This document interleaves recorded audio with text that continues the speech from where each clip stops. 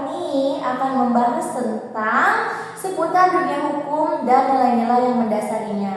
Sebelum memulai podcast kali ini, perkenalkan saya Delia Fitri dan Saya Nurmadini Ajahra. Nah teman-teman, di episode kali ini nih, kita akan membahas tentang Pancasila sebagai sumber hukum. Tahu nggak Pancasila sebagai sumber hukum itu apa? Aduh, belum tahu nih apa tuh. Belum tahu. Dia belum tahu teman-teman. Jadi langsung aja ya kita kasih tahu. Menurut Anda Pancasila itu apa sih? Jadi langsung saja saya jelasin ya teman-teman. Pancasila itu sebagai dasar negara Indonesia yang terdiri dari 5 sila. 5 sila itu dia menggambarkan nilai-nilai moral dan filosofi nih teman-teman, yang menjadi panduan hidup seputar hubungan gitu loh, kayak hubungan sesama manusia seperti itu teman-teman. Untuk memahami ini, kami perlu memahami atau kita perlu mengetahui terlebih dahulu makna dari setiap sila-sila tersebut teman-teman. Kayak misalkan sila pertama tuh maknanya apa sih, terus sila kedua itu maknanya apa sih, seperti itu. Jadi mau kita bahas lebih lanjut atau gimana? Boleh kita bahas lebih lanjut aja. Oke, kita bahas ya teman-teman.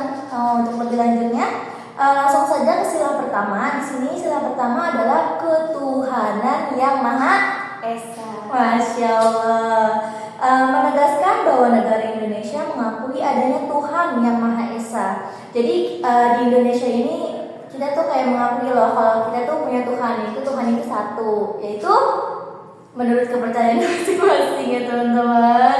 Dalam konteks hukum ini menjadi dasar bagi kebebasan beragama dan berkeyakinan yang dijamin oleh Undang-Undang Dasar 1945. Itu baru sila pertama ya. Sila selanjutnya apa tuh? Sila kedua. Ayo, sila kedua apa? Apa ya? Sila kedua itu kemanusiaan yang adil dan beradab. Itu tuh untuk mengingatkan kita bahwa hukum itu berlandaskan prinsip keadilan dan menghormati martabat setiap manusia. Seperti itu teman-teman. Lanjut tadi ya ke sila ketiga. Ya. Oke, sila ketiga itu ada persatuan Indonesia. Itu tuh kayak menekan teman-teman, menekankan pentingnya persatuan dan keberagaman hukum di Indonesia.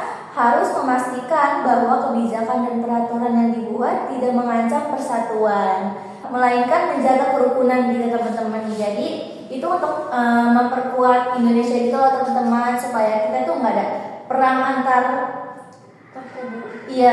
perang antar daerah seperti itu teman-teman. Sila keempat, kerakyatan yang dipimpin oleh hikmat kebijaksanaan dalam permusyawaratan perwakilan. Apa itu? Aduh, nggak tahu nih. Oke, langsung aja ya teman-teman. Jadi sila keempat itu lebih berfokus kepada kayak mengandung prinsip demokrasi gitu, kayak hukum yang diterapkan harus mencerminkan suara rakyat dan dihasilkan melalui proses musyawarah dan mufakat. Seperti itu teman-teman untuk yang keempat. Melanjutkan nih. Selanjutnya kita mau bahas apa nih? Selanjutnya sila kelima. Sila kelima itu apa? Keadilan sosial bagi seluruh rakyat Indonesia. Iya, itu tuh maksudnya menjadi landasan hukum untuk mewujudkan kesejahteraan sosial yang merata tanpa diskriminasi. Seperti itu teman-teman. Jadi kita tuh nggak boleh kayak mendiskriminasi teman sesama kita gitu. Jadi kita nggak boleh kayak gitu ya teman-teman. Itu tidak baik ya teman-teman. Iya, itu tidak baik teman-teman. Oke, sudah paham? Sudah. Selanjutnya kita mau bahas apa lagi nih? Selanjutnya kita akan membahas Pancasila sebagai sumber hukum di Indonesia. Ini menjadi kayak gong nih dari acara podcast kita kali ini. Kayak istilahnya tuh peran utamanya Pancasila sebagai sumber hukum di Indonesia. Kita akan membahas Pancasila sebagai sumber hukum di Indonesia. Jadi langsung aja ya. Iya, oke. Kita lanjut. Sebelumnya saya mau nanya nih, jadi bagaimana sih kenapa Pancasila bisa menjadi sumber hukum di Indonesia? Oke, pertanyaannya sangat bagus ya teman-teman.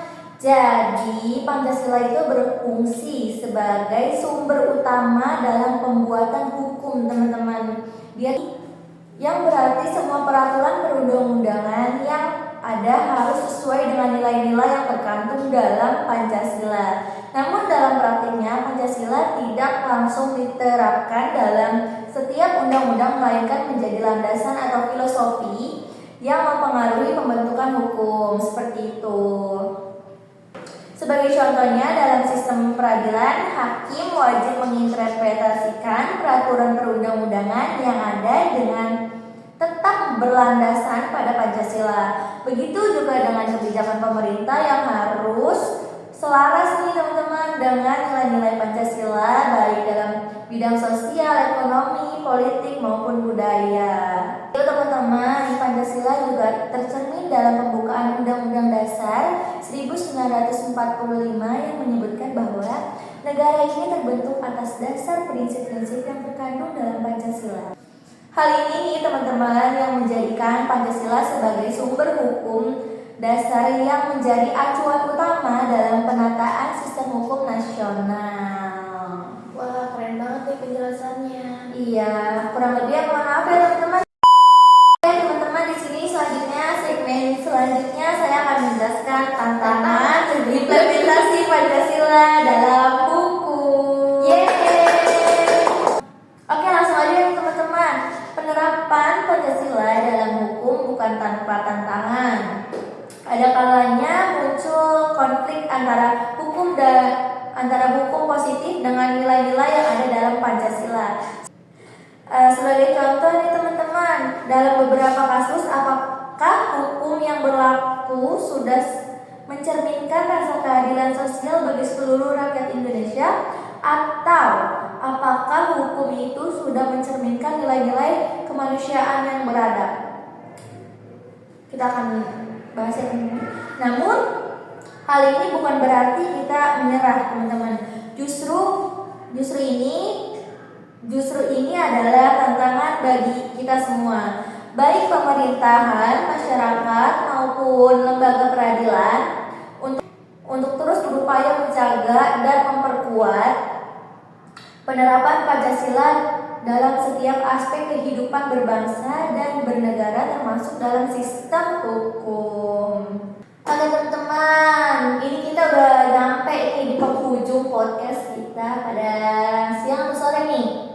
Malam, enggak teman-teman, sore.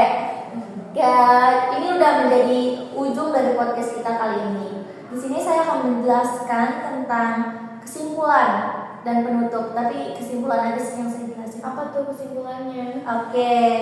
Untuk kesimpulannya, Pancasila bukan hanya sekedar simbol, melainkan sumber utama dari setiap kebijakan hukum yang ada di Indonesia. Setiap peraturan perundang-undangan yang dibuat harus mencerminkan nilai-nilai yang terkandung dalam Pancasila.